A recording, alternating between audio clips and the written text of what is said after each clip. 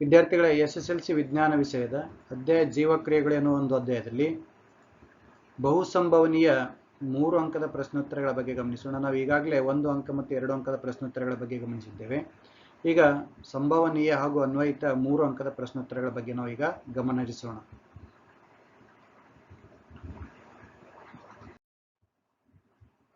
ಮೊದಲನೇ ಪ್ರಶ್ನೆಯನ್ನು ನೋಡೋಣ ವಿದ್ಯಾರ್ಥಿಗಳೇ.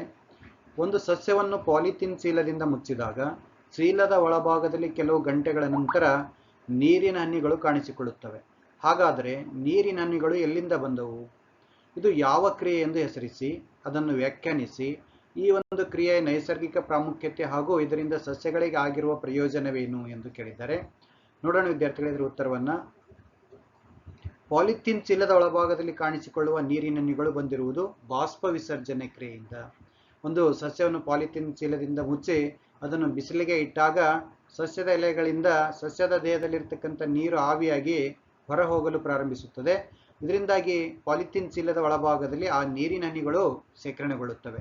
ಅದರಿಂದ ಈ ಕ್ರಿಯೆಗೆ ಈ ನೀರಿನ ಹನಿಗಳು ಶೇಖರಣೆಗೊಳ್ಳಲು ಕಾರಣವಾಗಿರ್ತಕ್ಕಂಥ ಒಂದು ಕ್ರಿಯೆ ಯಾವುದಿದೆ? ಬಾಷ್ಪ ವಿಸರ್ಜನೆ ಕ್ರಿಯೆ. ಸಸ್ಯಗಳ ಅದನ್ನು ವ್ಯಾಖ್ಯಾನಿಸಿ ಎಂದು ಕೇಳಿದ್ದಾರೆ. ಸಸ್ಯಗಳ ದೇಹದಲ್ಲಿ ಹೆಚ್ಚಾಗಿರುವ ನೀರಿನ ಅಂಶವನ್ನು ತಮ್ಮ ವೈಮಾನಿಕ ಭಾಗಗಳಿಂದ ಆವಿಯ ರೂಪದಲ್ಲಿ, ವೈಮಾನಿಕ ಭಾಗಗಳಂದ್ರೆ ಮಣ್ಣಿನ ಮೇಲ್ಭಾಗದಲ್ಲಿರ್ತಕ್ಕಂಥ ಸಸ್ಯದ ಭಾಗಗಳಿಗೆ ನಾವು ವೈಮಾನಿಕ ಭಾಗಗಳೆಂದು ಕರೆಯುತ್ತೇವೆ. ತಮ್ಮ ವೈಮಾನಿಕ ಭಾಗಗಳಿಂದ ಆವಿಯ ರೂಪದಲ್ಲಿ ಹೊರಹಾಕುವುದನ್ನು ನಾವು ಬಾಷ್ಪ ವಿಸರ್ಜನೆ ಎನ್ನುತ್ತೇವೆ. ಈ ಒಂದು ಕ್ರಿಯೆಯ ನೈಸರ್ಗಿಕ ಪ್ರಾಮುಖ್ಯತೆಯನ್ನು ಕೇಳಿದ್ದಾರೆ. ಈ ಕ್ರಿಯೆಯಿಂದ ವಾತಾವರಣದ ತಾಪವನ್ನು ನಿಯಂತ್ರಿಸಲು ಸಸ್ಯಗಳು, ಎಲ್ಲಾ ಸಸ್ಯಗಳು, ಭೂಮಿಯ ಮೇಲಿನ ಎಲ್ಲಾ ಸಸ್ಯಗಳು ಈ ಒಂದು ಕ್ರಿಯೆಯನ್ನು ನಡೆಸುವುದರಿಂದ ಭೂಮಿಯ ಮೇಲಿನ ತಾಪವನ್ನು ನಿಯಂತ್ರಿಸುವಲ್ಲಿ ಇದು ಸಹಾಯಕಾರಿಯಾಗುತ್ತದೆ. ಜೊತೆಗೆ ಇದರಿಂದ ಸಸ್ಯಗಳೇ ಆಗಿರುವ ಪ್ರಯೋಜನ ಏನು ಕೇಳಿದರೆ, ಈ ಕ್ರಿಯೆಯಿಂದ ಸಸ್ಯಗಳು ತಮ್ಮ ಬೇರುಗಳ ಮೂಲಕ ನೀರು ಮತ್ತು ಲವಣಗಳನ್ನು ಹೀರಿಕೊಂಡು ಮೇಲ್ಮುಖವಾಗಿ ಸಾಗಿಸಲು ಸಹಾಯಕಾರಿಯಾಗುತ್ತದೆ. ಸಸ್ಯಗಳು ತಮ್ಮ ಬೇರುಗಳಿಂದ ಹೀರಿಕೊಂಡಿರ್ತಕ್ಕಂಥ ನೀರು ಮತ್ತು ಲವಣಗಳನ್ನು ಬಾಷ್ಪ ವಿಸರ್ಜನೆಯು ಏನು ಮಾಡುತ್ತದೆ? ಸಸ್ಯಗಳ ಒಂದು ಫ್ಲೋಯಂ ಅಂಗಾಂಶದಲ್ಲಿ ಮೇಲ್ಮುಖ ಎಳೆತದ ಒಂದು ಒತ್ತಡವನ್ನು, ಹೀರಿಕೆ ಒತ್ತಡವನ್ನು ನಿರ್ಮಿಸುತ್ತದೆ. ಇದರಿಂದಾಗಿ ನೀರು ಮತ್ತು ಲವಣಗಳು ಮೇಲ್ಮುಖವಾಗಿ ಸಾಗಿಸಲು ಈ ಒಂದು ಕ್ರಿಯೆ ಸಸ್ಯಗಳಿಗೆ ಸಹಾಯಕಾರಿಯಾಗುತ್ತದೆ. ಎರಡನೇ ಪ್ರಶ್ನೆಯನ್ನು ನೋಡೋಣ ವಿದ್ಯಾರ್ಥಿಗಳೇ. ಒಂದು ಹೂವಿನ ಕುಂಡದಲ್ಲಿ ಬೆಳೆಸಿರುವ ಸಸ್ಯದ ಎಲ್ಲಾ ಎಲೆಗಳನ್ನು ವ್ಯಾಸಲಿನ್ ಒರೆಸಲಾಗಿದೆ. ಹಾಗಾದರೆ ಈ ಸಸ್ಯವು ದೀರ್ಘಕಾಲ ಆರೋಗ್ಯಕರವಾಗಿರಲು ಸಾಧ್ಯವೇ ಅಥವಾ ಇಲ್ಲವೇ?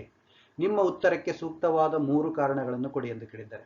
ನೋಡಿ ವಿದ್ಯಾರ್ಥಿಗಳೇ, ಇದು ಕೂಡ ಒಂದು ಚಟುವಟಿಕೆ ಆಧಾರಿತ ಒಂದು ಪ್ರಶ್ನೆಯಾಗಿದ್ದು ಅಧ್ಯಾಯದಲ್ಲಿ ಬರ್ತಕ್ಕಂಥ ಬಾಷ್ಪ ವಿಸರ್ಜನೆ ಕ್ರಿಯೆಗೆ ಸಂಬಂಧಿಸಿದ ಹಾಗೂ ದ್ಯುತಿ ಸಂಶ್ಲೇಷಣಾ ಕ್ರಿಯೆಗೆ ಸಂಬಂಧಿಸಿದ ಒಂದು ಪ್ರಶ್ನೆಯಾಗಿದೆ. ಒಂದು ಹೂವಿನ ಕುಂಡದಲ್ಲಿ ಬೆಳೆಸಿರುವ ಸಸ್ಯದ ಎಲ್ಲಾ ಎಲೆಗಳನ್ನು ವ್ಯಾಸಲಿನ್ ಒರೆಸಲಾಗಿದೆ. ಎಲೆಗಳಿಗೆ ಏನು ಮಾಡಲಾಗಿದೆ? ವ್ಯಾಸಲಿನ್ ಅನ್ನು ಒರೆಸಲಾಗಿದೆ. ವ್ಯಾಸಲಿನ್ ಎನ್ನುವುದು ಒಂದು ಕೊಬ್ಬು. ಈ ಕೊಬ್ಬನ್ನು ಒರೆಸಲಾಗಿದೆ. ಹಾಗಾದರೆ ಈ ಸಸ್ಯವು ದೀರ್ಘಕಾಲ ಆರೋಗ್ಯವಾಗಿರಲು ಸಾಧ್ಯವೇ ಅಥವಾ ಇಲ್ಲವೇ ಎಂದು ಕೇಳಿದ್ದಾರೆ. ವ್ಯಾಸಲಿನ್ ಒರೆಸಿದ ನಂತರ ಈ ಸಸ್ಯ ದೀರ್ಘಕಾಲ ಆರೋಗ್ಯಕರವಾಗಿರಲು ಸಾಧ್ಯವೇ ಇಲ್ಲವೇ ಎಂದು ಕೇಳಿದ್ದಾರೆ. ನಿಮ್ಮ ಉತ್ತರಕ್ಕೆ ಸೂಕ್ತವಾದ 3 ಕಾರಣಗಳನ್ನು ಕೊಡಿ ಎಂದು ಕೇಳಿದ್ದಾರೆ. ನೋಡೋಣ ಉತ್ತರ. ಈ ಸಸ್ಯವು ಆರೋಗ್ಯಕರವಾಗಿರಲು ಸಾಧ್ಯವಿಲ್ಲ. ಏಕೆಂದರೆ ಮೊದಲೇದಾಗಿ 3 ಕಾರಣಗಳನ್ನು ನಾವು ಕೊಡಬೇಕಾದ್ರೆ, ಮೊದಲೇದಾಗಿ ಇದರ ಎಲೆಗಳನ್ನು ವ್ಯಾಸಲಿನಿಂದ ಮುಚ್ಚಿರುವುದರಿಂದ ಪತ್ರರಂಧ್ರಗಳು ಏನಾಗುತ್ತವೆ? ಮುಚ್ಚಿಕೊಂಡಿರುತ್ತವೆ. ಎಲೆಗಳ ಮೇಲ್ಭಾಗದಲ್ಲಿ ಸಾಮಾನ್ಯವಾಗಿ ವ್ಯಾಸಲಿನ್ ಒರೆಸುವುದರಿಂದ ಎಲೆಯ ಮೇಲ್ಭಾಗ ಮತ್ತು ಕೆಳಭಾಗದಲ್ಲಿ ನಾವು ವ್ಯಾಸಲಿನ್ ಅನ್ನು ಸಂಪೂರ್ಣವಾಗಿ ಒರೆಸುವುದರಿಂದ ಎಲೆಯ ಕೆಳಭಾಗದಲ್ಲಿರ್ತಕ್ಕಂಥ ಪತ್ರರಂಧ್ರಗಳು ಮುಚ್ಚಿಕೊಂಡಿದ್ದು ಆಕ್ಸಿಜನ್ ಮತ್ತು ಕಾರ್ಬನ್ ಡೈಆಕ್ಸೈಡ್ಗಳ ವಿನಿಮಯ ಕ್ರಿಯೆ ನಡೆಯದೇ ಇರುವುದರಿಂದ ಅವುಗಳಲ್ಲಿ ದ್ಯುತಿ ಸಂಶ್ಲೇಷಣಾ ಕ್ರಿಯೆ ಹಾಗೂ ಉಸಿರಾಟದ ಕ್ರಿಯೆಗಳು ನಡೆಯುವುದಿಲ್ಲ. ಈ ದ್ಯುತಿ ಸಂಶ್ಲೇಷಣಾ ಕ್ರಿಯೆ ನಡೆಯದೇ ಇರುವುದರಿಂದ ಸಸ್ಯಗಳಲ್ಲಿ ಆಹಾರ ತಯಾರಾಗುವುದಿಲ್ಲ. ಅದಕ್ಕಾಗಿ ಕ್ರಮೇಣವಾಗಿ ಈ ಸಸ್ಯ ಆಹಾರದ ಕೊರತೆಯಿಂದ, ಪೋಷಕಾಂಶಗಳ ಕೊರತೆಯಿಂದ ಸಾಯಲು ಪ್ರಾರಂಭಿಸುತ್ತದೆ. ಎರಡನೇದಾಗಿ ಪತ್ರರಂಧ್ರಗಳು ಮುಚ್ಚಿಕೊಂಡಿರುವುದರಿಂದ ಸಸ್ಯದ ಉಸಿರಾಟದ ಕ್ರಿಯೆಗೆ ಅಗತ್ಯವಾದ ಅನಿಲಗಳ ವಿನಿಮಯ ಕ್ರಿಯೆ ನಡೆಯುವುದಿಲ್ಲ. ಇದರಿಂದಾಗಿಯೂ ಕೂಡ ಸಸ್ಯವು ಸಾಯುವ ಸಾಧ್ಯತೆಗಳಿರುತ್ತದೆ. ಮೂರನೇದಾಗಿ ಪತ್ರರಂಧ್ರಗಳು ಮುಚ್ಚಿಕೊಂಡಿರುವುದರಿಂದ ಪತ್ರರಂಧ್ರಗಳ ಮೂಲಕ ಸಸ್ಯಗಳ ದೇಹದಲ್ಲಿನ ಹೆಚ್ಚಿನ ಪ್ರಮಾಣದ ನೀರು ಆವಿಯಾಗಿ ಹೋಗುವುದು ತಡೆಗಟ್ಟುತ್ತದೆ. ಅಂದರೆ ಬಾಷ್ಪ ವಿಸರ್ಜನೆ ಕ್ರಿಯೆ ನಡೆಯದೆ ಬೇರಿನಿಂದ ನೀರು ಮತ್ತು ಲವಣಗಳ ಹೀರಿಕೆ ನಡೆಯುವುದಿಲ್ಲ. ಬಾಷ್ಪ ವಿಸರ್ಜನೆ ಕ್ರಿಯೆ ನಡೆದಾಗ ಮಾತ್ರ ಮೇಲ್ಮುಖ ಸೆಳೆತ ಉಂಟಾಗಿ ಬೇರಿನಿಂದ ನೀರು ಮತ್ತು ಲವಣಗಳು ಸಸ್ಯದ ಎಲ್ಲಾ ಭಾಗಗಳಿಗೆ ಪೂರೈಕೆಯಾಗಲು ಸಾಧ್ಯವಾಗುತ್ತದೆ. ಆದುದರಿಂದ ಈ 3 ಕ್ರಿಯೆಗಳು ನಾವು ಸಸ್ಯದ ಎಲೆಗಳಿಗೆ ವ್ಯಾಸಲಿನ್ ಅನ್ನು ಸವರಿದಾಗ ನಡೆಯದೇ ಇರುವುದರಿಂದ ಈ ಒಂದು ಸಸ್ಯವು ದೀರ್ಘಕಾಲ ಆರೋಗ್ಯಕರವಾಗಿರಲು ಸಾಧ್ಯವಿಲ್ಲ. ಮತ್ತೊಂದು ಪ್ರಶ್ನೆ ನೋಡೋಣ ವಿದ್ಯಾರ್ಥಿಗಳೇ. ಈ ಕೆಳಗಿನ ಕ್ರಿಯೆಗಳಲ್ಲಿ ಗ್ಲೂಕೋಸ್ನ ಪಾತ್ರವನ್ನು ತಿಳಿಸಿ ಎಂದು ಕೇಳಿದ್ದಾರೆ. ಈಸ್ಟ್ ಮತ್ತು ಲ್ಯಾಕ್ಟೋಬ್ಯಾಸಿಲಸ್ ಬ್ಯಾಕ್ಟೀರಿಯಾಗಳಲ್ಲಿ ನಡೆಯುವ ಅವಾಯವಿಕ ಅಥವಾ ಆಕ್ಸಿಜನ್ ರಹಿತ ಉಸಿರಾಟ ಕ್ರಿಯೆಯನ್ನು ಕ್ರಿಯೆಯಲ್ಲಿ ನಾವು ಗ್ಲೂಕೋಸ್ನ ಪಾತ್ರವನ್ನು ತಿಳಿಸಬೇಕಾಗಿದೆ. ಜೊತೆಗೆ ಮಾನವನ ಜೀವಕೋಶಗಳಲ್ಲಿ ನಡೆಯುವ ವಾಯುವಿಕ ಉಸಿರಾಟದ ಕ್ರಿಯೆಯಲ್ಲಿ ಗ್ಲೂಕೋಸ್ನ ಪಾತ್ರವನ್ನು ತಿಳಿಸಬೇಕಾಗಿದೆ. ಜೊತೆಗೆ ಈ ಮೇಲಿನ ಎರಡು ಕ್ರಿಯೆಗಳಿಗೆ ಸರಿದೂಗಿದ ಸಮೀಕರಣಗಳನ್ನು ಬರೆಯಬೇಕಾಗಿದೆ. ನೋಡೋಣ, ಗ್ಲೂಕೋಸ್ ಜೀವಿಗಳ ಜೀವಕೋಶವನ್ನು ಸೇರಿದಾಗ ಮೊದಲು ಅವುಗಳ ಕೋಶ ದ್ರವ್ಯದಲ್ಲಿ ಅದು 6 ಕಾರ್ಬನ್ ಪರಮಾಣುಗಳನ್ನು ಒಳಗೊಂಡಿರ್ತಕ್ಕಂಥ ಗ್ಲೂಕೋಸ್ 3 ಕಾರ್ಬನ್ ಪರಮಾಣುಗಳನ್ನು ಒಳಗೊಂಡ ಪೈರುವೇಟ್ ಆಗಿ ಪರಿವರ್ತನೆ ಆಗುತ್ತದೆ. ಇದರ ನಂತರ ಈಸ್ಟ್ ಮತ್ತು ಲ್ಯಾಕ್ಟೋಬ್ಯಾಸಿಲಸ್ ಬ್ಯಾಕ್ಟೀರಿಯಾಗಳಲ್ಲಿ ಈ ಪೈರುವೇಟ್ ಆಕ್ಸಿಜನ್ನಿನ ಅನುಪಸ್ಥಿತಿಯಲ್ಲಿ ಹುದುಗುವಿಕೆ ಕ್ರಿಯೆಗೆ ಒಳಗಾಗಿ ಇಥೈಲ್ ಆಲ್ಕೋಹಾಲ್, ಕಾರ್ಬನ್ ಡೈಆಕ್ಸೈಡ್ ಮತ್ತು ನೀರನ್ನು ಉಂಟು ಮಾಡುತ್ತದೆ. ನೋಡೋಣ, C6H12O6 ಇದು ಜೀವಕೋಶ ಈಸ್ಟ್ ಮತ್ತು ಬ್ಯಾಕ್ಟೀರಿಯಾಗಳ ಜೀವಕೋಶವನ್ನು ಪ್ರವೇಶಿಸಿ ಪೈರುವೇಟ್ ಆಗಿ ಪರಿವರ್ತನೆ ಆಗುತ್ತದೆ. ಈ ಪೈರುವೇಟ್ ಆದ ನಂತರ ಈ ಪೈರುವೇಟ್ ಏನ್ ಮಾಡುತ್ತದೆ, ಆಕ್ಸಿಜನ್ನಿನ ಅನುಪಸ್ಥಿತಿಯಲ್ಲಿ ಹುದುಗುವಿಕೆ ಕ್ರಿಯೆಗೊಳಗಾಗಿ 2 ಅಣುಗಳಷ್ಟು ಇಥೈಲ್ ಆಲ್ಕೋಹಾಲ್ ಅನ್ನು ಅಥವಾ ಎಥೆನಾಲ್ ಅನ್ನು ಉಂಟು ಮಾಡುತ್ತದೆ. 2 ಅಣುಗಳಷ್ಟು ಕಾರ್ಬನ್ ಡೈಆಕ್ಸೈಡ್ ಅನ್ನು ಮತ್ತು ಶಕ್ತಿಯನ್ನು ಬಿಡುಗಡೆ ಮಾಡುತ್ತದೆ. ಈ ಕ್ರಿಯೆಯಲ್ಲಿ ಬಿಡುಗಡೆ ಆಗುವ ಶಕ್ತಿ ಪ್ರಮಾಣ ಬಹಳ ಕಡಿಮೆ ಇರುತ್ತದೆ. ನಾವು ಅದೇ ಮಾನವನ ಜೀವಕೋಶಗಳಲ್ಲಿ ನಾವು ನೋಡಿದಾಗ ಮಾನವನ ಜೀವಕೋಶಗಳಲ್ಲಿ ಗ್ಲೂಕೋಸ್ ಜೀವಕೋಶವನ್ನು ಪ್ರವೇಶಿಸಿದಾಗ ಅದು ಮೈಟೋಕಾಂಡ್ರಿಯಾದಲ್ಲಿ ಗ್ಲೂಕೋಸ್ ಏನಾಗುತ್ತದೆ, ಆಕ್ಸಿಜನ್ನಿನ ಸಹಾಯದಿಂದ ಉತ್ಕರ್ಷಣ ಕ್ರಿಯೆಗೆ ಒಳಗಾಗಿ ಕಾರ್ಬನ್ ಡೈಆಕ್ಸೈಡ್ ಅನ್ನ, ನೀರನ್ನ ಮತ್ತು 38 ಅಣುಗಳಷ್ಟು ATP ಯನ್ನು ಶಕ್ತಿಯ ರೂಪದಲ್ಲಿ ಬಿಡುಗಡೆ ಮಾಡುತ್ತದೆ. ಶಕ್ತಿಯ ATP ಅಣುಗಳನ್ನ ಬಿಡುಗಡೆ ಮಾಡುತ್ತದೆ. ಇದರ ಒಂದು ಸಮೀಕರಣ ನೋಡೋಣ, C6H12O6 plus 6O2 remark 6CO2 plus 6H2O plus ಶಕ್ತಿ. ಇದು ಸಾಮಾನ್ಯವಾಗಿ ಈ ಎರಡು ಕ್ರಿಯೆಗಳಲ್ಲಿ ನಡೆಯತಕ್ಕಂಥ ಸಮೀಕರಣಗಳು, ಸರಿದೂಗಿದ ಸಮೀಕರಣಗಳು. ಮತ್ತೊಂದು ಪ್ರಶ್ನೆ ನೋಡೋಣ, ಸಸ್ಯಗಳಲ್ಲಿ ಆಹಾರದ ಸಾಗಾಣಿಕಾ ಕ್ರಿಯೆಯನ್ನು ವಿವರಿಸಿ ಎಂದು ಕೇಳಿದ್ದಾರೆ. ಸಸ್ಯಗಳು ತಮ್ಮ ಎಲೆಗಳಲ್ಲಿ ದ್ವಿತೀಯ ಸಂಶ್ಲೇಷಣಾ ಕ್ರಿಯೆಯಲ್ಲಿ ಆಹಾರ ಪದಾರ್ಥಗಳನ್ನು ಫ್ಲೋಯಂ ಅಂಗಾಂಶದಲ್ಲಿರುವ ಸಂಗಾತಿ ಜೀವಕೋಶಗಳು ಮತ್ತು ಜರಡಿನಳಿಕೆಗಳ ಸಹಾಯದಿಂದ ಸ್ವಲ್ಪ ಪ್ರಮಾಣದ ATP ಅಣುಗಳಷ್ಟು ಶಕ್ತಿಯನ್ನು ಉಪಯೋಗಿಸಿಕೊಂಡು ಮೇಲ್ಮುಖ ಮತ್ತು ಕೆಳಮುಖವಾಗಿ ಆಹಾರ ಸಂಗ್ರಹಣಾ ಸ್ಥಳಗಳಿಗೆ ಅಥವಾ ಭಾಗಗಳಿಗೆ ಸಾಗಿಸುತ್ತವೆ. ನೋಡಿ ವಿದ್ಯಾರ್ಥಿಗಳಿಗೆ, ನಮಗೆಲ್ಲ ಗೊತ್ತಿರುವಂತೆ ಸಸ್ಯಗಳ ಎಲೆಗಳಲ್ಲಿ ದ್ವಿತೀಯ ಸಂಶ್ಲೇಷಣಾ ಕ್ರಿಯೆಯಲ್ಲಿ ತಯಾರಾಗುತ್ತದೆ, ಆಹಾರ ತಯಾರಾಗುತ್ತದೆ. ಹೀಗೆ ತಯಾರಾಗಿರತಕ್ಕಂಥ ಆಹಾರ ಪದಾರ್ಥಗಳನ್ನು ಫ್ಲೋಯಂ ಅಂಗಾಂಶದಲ್ಲಿರುವ ಸಂಗಾತಿ ಜೀವಕೋಶಗಳು ಮತ್ತು ಜರಡಿ ನಳಿಕೆಗಳ ಸಹಾಯದಿಂದ ಸ್ವಲ್ಪ ಪ್ರಮಾಣದ ATP ಅಣುಗಳಷ್ಟು ಶಕ್ತಿಯನ್ನು ಉಪಯೋಗಿಸಿಕೊಂಡು, ಅಂದ್ರೆ ಈ ಸಾಗಾಣಿಕಾ ಕ್ರಿಯೆಗೆ ಸ್ವಲ್ಪ ಪ್ರಮಾಣದ ಶಕ್ತಿಯನ್ನು ಅದು ATP ಅಣುಗಳ ರೂಪದಲ್ಲಿ ಉಪಯೋಗಿಸಿಕೊಂಡು ಮೇಲ್ಮುಖ ಮತ್ತು ಕೆಳಮುಖವಾಗಿ ಆಹಾರ ಸಂಗ್ರಹಣಾ ಸ್ಥಳಗಳಿಗೆ, ಅಂದ್ರೆ ಸಸ್ಯಗಳ ದೇಹದಲ್ಲಿ ಕೆಲವು ಆಹಾರ ಸಂಗ್ರಹಣಾ ಸ್ಥಳಗಳಿರುತ್ತವೆ, ಆ ಸಂಗ್ರಹಣಾ ಸ್ಥಳಗಳಿಗೆ ಅದನ್ನು ಏನ್ ಮಾಡುತ್ತದೆ, ಸಾಗಿಸುತ್ತದೆ. ಅಥವಾ ಭಾಗಗಳಿಗೆ, ಯಾವ ಭಾಗಗಳಿಗೆ ಶಕ್ತಿ ಅಥವಾ ಆಹಾರದ ಅವಶ್ಯಕತೆ ಇರುತ್ತೋ ಆ ಭಾಗಗಳಿಗೆ ಅದನ್ನ ಸಾಗಿಸುತ್ತದೆ. ಇಲ್ಲಿಂದ ಆಹಾರ ಪದಾರ್ಥಗಳ ಅವಶ್ಯಕತೆ ಇರುವ ಜೀವಕೋಶಗಳಿಗೆ, ಅಂಗಾಂಶಗಳಿಗೆ ಅಥವಾ ಅಂಗಗಳಿಗೆ ಇದು ಸಾಗಿಸುತ್ತದೆ. ಹೀಗೆ ಸಸ್ಯಗಳ ದೇಹದಲ್ಲಿ ಆಹಾರದ ಸಾಗಾಣಿಕೆ ಕ್ರಿಯೆಯು ಫ್ಲೋಯಂ ಅಂಗಾಂಶದ ಮೂಲಕ ಅಂಗಾಂಶದಲ್ಲಿರತಕ್ಕಂಥ ಸಂಗಾತಿ ಜೀವಕೋಶಗಳು ಮತ್ತು ಜರಡಿ ನಳಿಕೆಗಳ ಸಹಾಯದಿಂದ ನಡೆಯುತ್ತದೆ. ವಸ್ತು ಸ್ಥಾನಾಂತರಣ, ಈ ಆಹಾರ ಸಾಗಾಣಿಕಾ ಕ್ರಿಯೆಯಲ್ಲಿ ಪ್ರಮುಖವಾದ ಪಾತ್ರವನ್ನು ನಿರ್ವಹಿಸತಕ್ಕಂಥ ಸಸ್ಯಗಳ ದೇಹದಲ್ಲಿ ನಡೆಯುವ ಮತ್ತೊಂದು ಪ್ರಮುಖವಾದ ಒಂದು ಕ್ರಿಯೆ ಅಂದರೆ ವಸ್ತು ಸ್ಥಾನಾಂತರ, ಟ್ರಾನ್ಸ್ಲೋಕೇಶನ್ ಎಂದು ಕರೆಯುತ್ತೇವೆ ನಾವು. ಸಸ್ಯಗಳ ಎಲೆಗಳಲ್ಲಿ ತಯಾರಾಗಿರುವ ಸಾವಯವ ಆಹಾರ ಪದಾರ್ಥಗಳನ್ನು ಅಂಗಾಂಶದ ಮೂಲಕ, ಫ್ಲೋಯಂ ಅಂಗಾಂಶದ ಮೂಲಕ ಆಹಾರದ ಅವಶ್ಯಕತೆ ಇರುವ ಭಾಗಗಳಿಗೆ ಸಾಗಿಸುವ ಕ್ರಿಯೆಯನ್ನು ನಾವು ವಸ್ತು ಸ್ಥಾನಾಂತರಣ ಎನ್ನುತ್ತೇವೆ. ಹೀಗೆ ಈ ಸಾಗಾಣಿಕಾ ಕ್ರಿಯೆಯು ಸಸ್ಯಗಳ ವಿವಿಧ ಭಾಗಗಳಿಗೆ ಶಕ್ತಿಯನ್ನು ಒದಗಿಸಲು ಏನ್ ಮಾಡುತ್ತದೆ, ಸಹಾಯಕರಾಗುತ್ತದೆ ಮತ್ತು ಸಸ್ಯದ ವಿವಿಧ ಭಾಗಗಳಿಗೆ ಕಾರ್ಯನಿರ್ವಹಿಸಲು ಅಗತ್ಯವಾಗಿರ್ತಕ್ಕಂಥ ಪೋಷಕಾಂಶಗಳನ್ನು, ಶಕ್ತಿಯನ್ನು ಒದಗಿಸಲು ಸಸ್ಯಗಳ ದೇಹದಲ್ಲಿ ಈ ಸಾಗಾಣಿಕಾ ಕ್ರಿಯೆ ಪ್ರಮುಖವಾದ ಪಾತ್ರವನ್ನ ನಿರ್ವಹಿಸುತ್ತದೆ. ಮತ್ತೊಂದು ಪ್ರಶ್ನೆ ನೋಡೋಣ ವಿದ್ಯಾರ್ಥಿಗಳೇ, ವಿವಿಧ ಪ್ರಕ್ರಿಯೆಗಳ ಮೂಲಕ ಗ್ಲೂಕೋಸ್ ವಿಭಜನೆ ಅಂದವಾದ ರೇಖಾಚಿತ್ರ ಬರೆದ ಭಾಗಗಳನ್ನು ಗುರುತಿಸಿ. ಸಾಮಾನ್ಯವಾಗಿ ನಾವು ನೋಡುತ್ತೇವೆ, ಗ್ಲೂಕೋಸ್ನ ವಿಭಜನೆ ಕ್ರಿಯೆಯು ಉಸಿರಾಟದ ಕ್ರಿಯೆ ಮೂಲಕ ನಡೀತದೆ. ಉಸಿರಾಟದ ಕ್ರಿಯೆಯಲ್ಲಿ 3 ಪ್ರಮುಖವಾದ ವಿಧಗಳಿವೆ. ಒಂದು ಆಕ್ಸಿಜನ್ ಸಹಿತ ಉಸಿರಾಟ, ಇನ್ನೊಂದು ಆಕ್ಸಿಜನ್ ರಹಿತ ಉಸಿರಾಟ, ಮತ್ತೊಂದು ಮಿತವಾದ ಆಕ್ಸಿಜನ್ ಸಹಿತ ಉಸಿರಾಟ, ಅಂದ್ರೆ ಮಿತವಾದ ಪ್ರಮಾಣದ ಆಕ್ಸಿಜನ್ ಲಭ್ಯ ಇದ್ದಾಗ ನಡೆಯತಕ್ಕಂಥ ಆಕ್ಸಿಜನ್ನ ಉಸಿರಾಟ. ಇವುಗಳ ಬಗ್ಗೆ ನಾವು ಗಮನಿಸೋಣ. ಮೊದಲನೇದಾಗಿ ಗ್ಲೂಕೋಸ್ ನಮ್ಮ ಜೀವಕೋಶಗಳನ್ನು ಪ್ರವೇಶಿಸಿದಾಗ ಗ್ಲೂಕೋಸ್ 6 ಕಾರ್ಬನ್ ಪರಮಾಣುಗಳನ್ನು ಒಳಗೊಂಡಿರುವ ಒಂದು ಅಣುವಾಗಿದ್ದು, ಇದು ನಮ್ಮ ಕೋಶ ದ್ರವ್ಯದಲ್ಲಿ ಅಥವಾ ಜೀವಿಗಳ ಕೋಶ ದ್ರವ್ಯದಲ್ಲಿ 3 ಕಾರ್ಬನ್ ಪರಮಾಣುಗಳನ್ನು ಒಳಗೊಂಡಿರ್ತಕ್ಕಂಥ ಪೈರುವೇಟ್ ಆಗಿ ಮತ್ತು ಶಕ್ತಿಯನ್ನ ಬಿಡುಗಡೆ ಮಾಡುತ್ತದೆ. ಹೀಗೆ ಉಂಟಾಗಿರ್ತಕ್ಕಂಥ ಪೈರುವೇಟ್ ಮುಂದಿನ ಪ್ರಕ್ರಿಯೆಯು ಆಕ್ಸಿಜನ್ನಿನ ಲಭ್ಯತೆಯನ್ನು ಅವಲಂಬಿಸಿರುತ್ತದೆ. ಒಂದು ವೇಳೆ ಆಕ್ಸಿಜನ್ನಿನ ಅನುಪಸ್ಥಿತಿ ಇದ್ದರೆ, ಅಂದ್ರೆ ಕೆಲವು ಜೀವಿಗಳಲ್ಲಿ, ಈಸ್ಟ್ ನಂತ ಜೀವಿಗಳಲ್ಲಿ, ಲ್ಯಾಕ್ಟೋಬ್ಯಾಸಿಲಸ್ ನಂತ ಬ್ಯಾಕ್ಟೀರಿಯಾಗಳಲ್ಲಿ ಆಕ್ಸಿಜನ್ನಿನ ಅನುಪಸ್ಥಿತಿಯಲ್ಲಿ ಪೈರುವೇಟ್ ಏನಾಗುತ್ತದೆ, ಎಥೆನಾಲ್ ಮತ್ತು ಕಾರ್ಬನ್ ಡೈಆಕ್ಸೈಡ್ ಮತ್ತು ಶಕ್ತಿಯನ್ನ ಉಂಟು ಮಾಡುತ್ತದೆ. ಇಲ್ಲಿ ಬಿಡುಗಡೆಯಾಗುವ ಎಥೆನಾಲ್ನ ಪ್ರಮಾಣ ಎಷ್ಟಿದೆ ಅಂದ್ರೆ 2 ಅಣುಗಳಷ್ಟು ಎಥೆನಾಲ್ ಅಣುಗಳು, ಅಂದ್ರೆ ಎಥೆನಾಲ್ ಎನ್ನುವುದು 2 ಕಾರ್ಬನಿನ ಅಣುಗಳನ್ನು ಒಳಗೊಂಡಿರುವ ಒಂದು ಅಣು. ಜೊತೆಗೆ 2 ಅಣುಗಳಷ್ಟು ಎಥೆನಾಲ್ ಮತ್ತು 2 ಅಣುಗಳಷ್ಟು ಕಾರ್ಬನ್ ಡೈಆಕ್ಸೈಡ್ ಜೊತೆಗೆ ಶಕ್ತಿ ಬಿಡುಗಡೆಯಾಗುತ್ತದೆ. ಇದು ಆಕ್ಸಿಜನಿನ ಅನುಪಸ್ಥಿತಿಯಲ್ಲಿ ನಡೆಯತಕ್ಕಂಥ ಒಂದು ಕ್ರಿಯೆ. ಎರಡನೇದಾಗಿ ಆಕ್ಸಿಜನ್ ಕೊರತೆ ಇದ್ದಾಗ, ಈ ಆಕ್ಸಿಜನ್ ಕೊರತೆ ಎಲ್ಲಾಗುತ್ತದೆ? ಉದಾಹರಣೆಗೆ ಉನ್ನತ ವರ್ಗದ ಜೀವಿಗಳು ಸಾಮಾನ್ಯವಾಗಿ ಸಂಕೀರ್ಣವಾದ, ಕ್ಲಿಷ್ಟಕರವಾದ ಅಥವಾ ಬಹಳ ಶ್ರಮದಾಯಕವಾದ ಕಾರ್ಯಗಳನ್ನು ಮಾಡಿದಾಗ ಅವುಗಳ ಸ್ನಾಯು ಕೋಶಗಳಲ್ಲಿ ಈ ಆಕ್ಸಿಜನಿನ ಕೊರತೆ ಉಂಟಾಗುತ್ತದೆ. ಏಕೆಂದರೆ ಶ್ರಮದಾಯಕವಾದ ಕೆಲಸಗಳನ್ನು ಮಾಡಿದಾಗ ಅಲ್ಲಿ ಸ್ನಾಯುಗಳಿಗೆ ಬೇಕಾಗಿರ್ತಕ್ಕಂಥ ಶಕ್ತಿಯ ಪ್ರಮಾಣ ಹೆಚ್ಚಾಗುತ್ತದೆ, ಲಭ್ಯತೆ ಇರತಕ್ಕಂಥ ಆಕ್ಸಿಜನ್ ಪ್ರಮಾಣ ಕಡಿಮೆ ಆಗುತ್ತದೆ. ಅದಕ್ಕೆ ಆಕ್ಸಿಜನಿನ ಕೊರತೆ ಉಂಟಾದಾಗ ಅದು ಲ್ಯಾಕ್ಟಿಕ್ ಆಮ್ಲ, ಪೈರುವೇಟೈನ್ ಆಗಿ ಪರಿವರ್ತನೆ ಆಗುತ್ತದೆ. 3 ಕಾರ್ಬನ್ ಪರಮಾಣುಗಳನ್ನು ಒಳಗೊಂಡಿರುವ ಲ್ಯಾಕ್ಟಿಕ್ ಆಮ್ಲ ಮತ್ತು ಶಕ್ತಿಯನ್ನು ಬಿಡುಗಡೆ ಮಾಡುತ್ತದೆ. ಹೀಗೆ ಲ್ಯಾಕ್ಟಿಕ್ ಆಮ್ಲ ಹೆಚ್ಚಿನ ಪ್ರಮಾಣದಲ್ಲಿ ಬಿಡುಗಡೆಯಾದರೆ ಇದು ನಮ್ಮ ಸ್ನಾಯುಗಳ ಸೆಳೆತಕ್ಕೆ ಕಾರಣವಾಗಿರುತ್ತದೆ ಅಥವಾ ನಮ್ಮ ಸ್ನಾಯುಗಳ ಉರಿತಕ್ಕೂ ಕೂಡ ಕಾರಣವಾಗುತ್ತದೆ. ಇನ್ನ ನಮ್ಮ ಜೀವಕೋಶಗಳಲ್ಲಿ, ಉಳಿದಿರತಕ್ಕಂಥ ಜೀವಕೋಶಗಳಲ್ಲಿ ಆಕ್ಸಿಜನಿನ ಉಪಸ್ಥಿತಿಯಲ್ಲಿ ಮೈಟೋಕಾಂಡ್ರಿಯಾದಲ್ಲಿ 3 ಕಾರ್ಬನಿನ ಪರಮಾಣುಗಳನ್ನು ಒಳಗೊಂಡಿರ್ತಕ್ಕಂಥ ಒಂದು ಪೈರುವೇಟ್ ಅಣು ಕಾರ್ಬನ್ ಡೈಆಕ್ಸೈಡ್, ನೀರು ಮತ್ತು ಶಕ್ತಿಯನ್ನು ಬಿಡುಗಡೆ ಮಾಡುತ್ತದೆ. ಇಲ್ಲಿ ಸುಮಾರು 38 ಅಣುಗಳಷ್ಟು ATP ಶಕ್ತಿ ಅಣುಗಳು ಬಿಡುಗಡೆಯಾಗುತ್ತವೆ.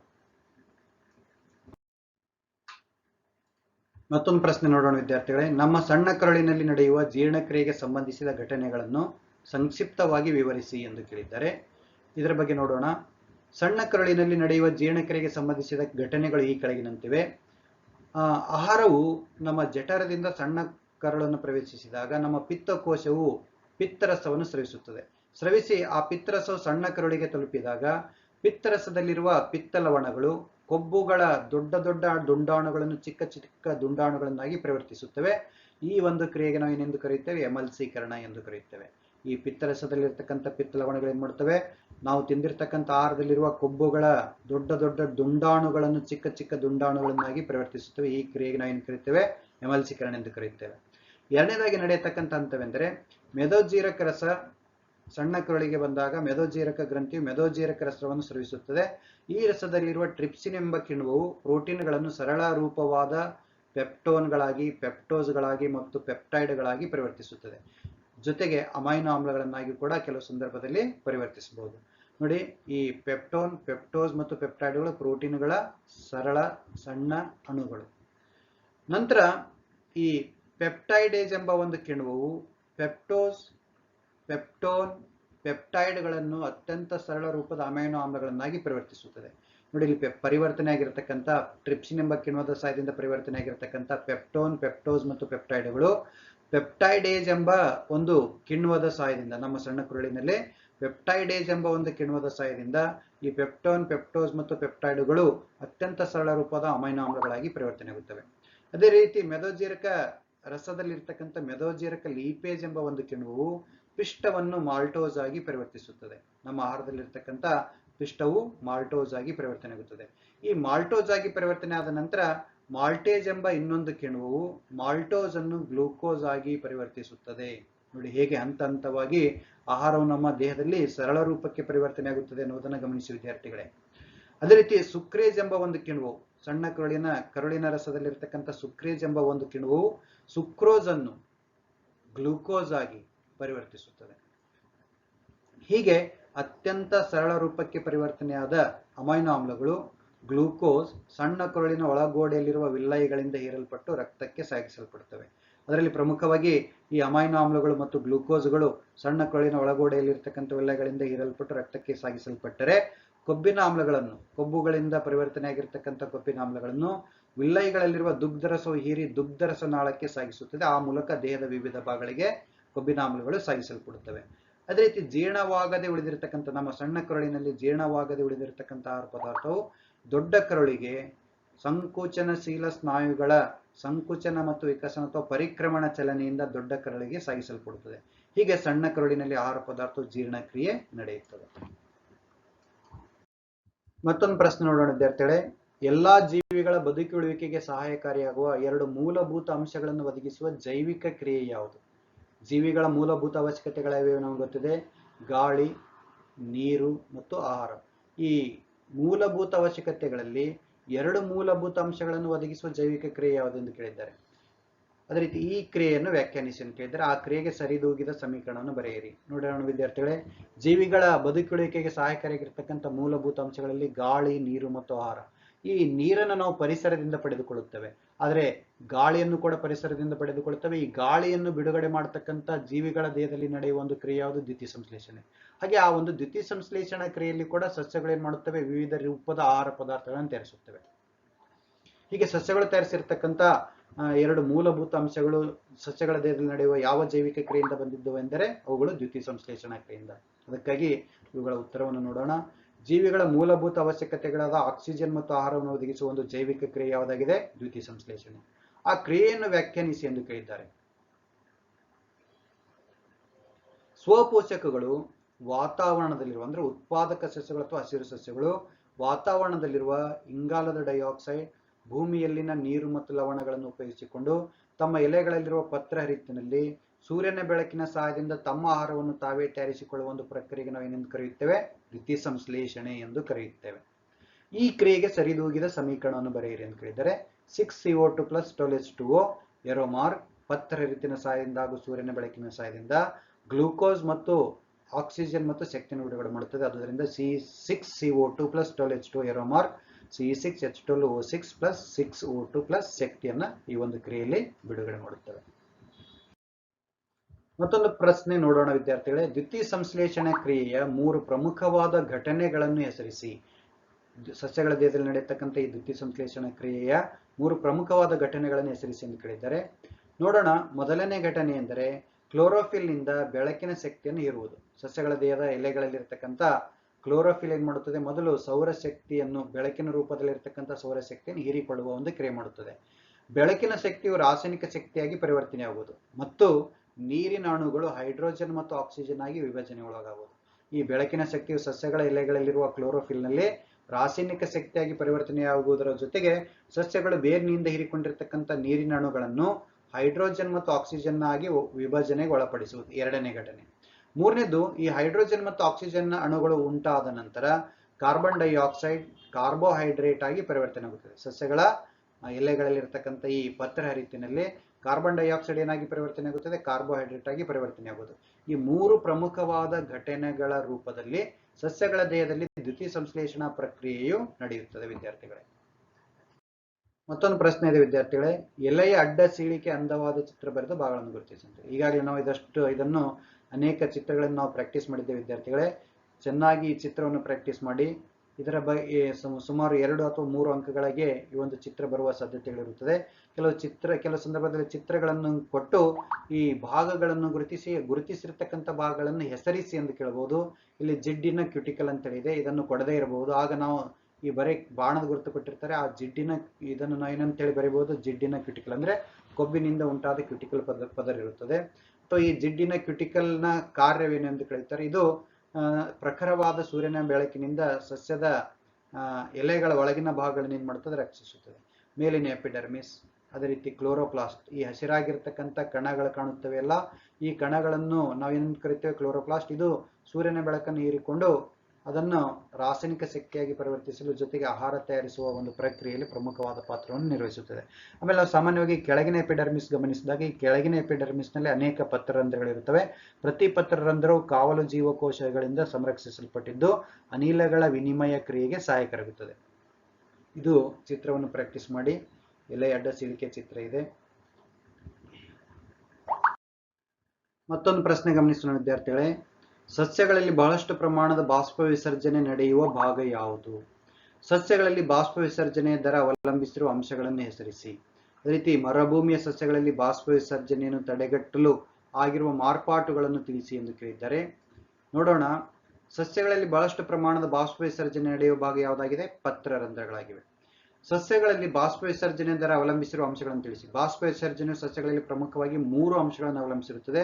ಒಂದನೇದಾಗಿ ಸೂರ್ಯನ ಬೆಳಕು, ಎರಡನೇದಾಗಿ ತೇವಾಂಶ ಮತ್ತು ಆರ್ದ್ರತೆ. ಇವುಗಳ ಪ್ರಮಾಣ ಹೆಚ್ಚು ಕಡಿಮೆ ಆದಂತೆ ಬಾಷ್ಪ ವಿಸರ್ಜನೆ ದರವು ಕೂಡ ಏನಾಗುತ್ತದೆ? ಹೆಚ್ಚು ಕಡಿಮೆ ಆಗುತ್ತದೆ. ಸೂರ್ಯನ ಬೆಳಕು ಹೆಚ್ಚಾದಂತೆ ಬಾಷ್ಪ ವಿಸರ್ಜನೆ ದರ ಹೆಚ್ಚಾಗುತ್ತದೆ. ತೇವಾಂಶ ಹೆಚ್ಚಾದಂತೆ ಬಾಷ್ಪ ವಿಸರ್ಜನೆ ದರ ಏನಾಗುತ್ತದೆ? ಕಡಿಮೆ ಆಗುತ್ತದೆ.